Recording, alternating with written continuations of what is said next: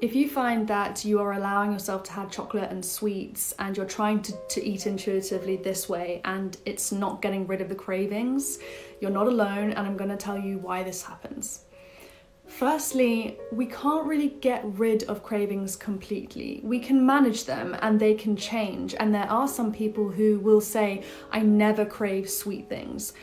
But they will crave other things because it's not really up to us. It's up to our mind and our body, and they are in sync with one another. They are always communicating to try and make sure that we are properly fed and that our caloric needs are being met. If you are someone that regularly binges on things like sugar and chocolate, and it has become a habit, and also if you suffer from binge eating disorder, if you have been doing this for a long time, your brain is going to associate binges with sugar. So it's much harder to just have a little piece of sugar here and there and just see how you feel and kind of get into intuitive eating if you are really struggling with binge eating tendencies or binge eating disorder. Because your mind is kind of like a snowy hill. Imagine a hill of snow, and it's just freshly snowed overnight, and all the kids in the morning are running up with their toboggans, and they're tobogganing down, okay?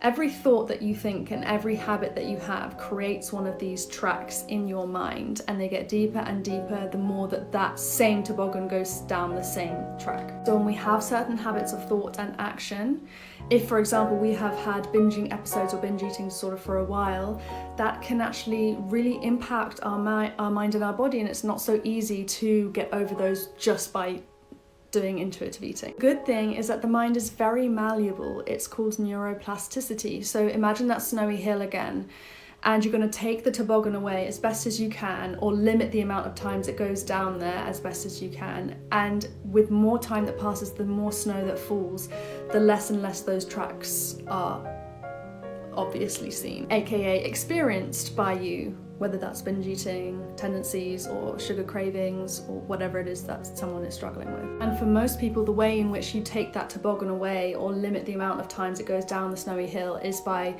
doing deep dives and therapy and looking into what beliefs you hold about yourself and what traumas you experience that caused you to have these thoughts and tendencies, and how you can best unpack them with a professional.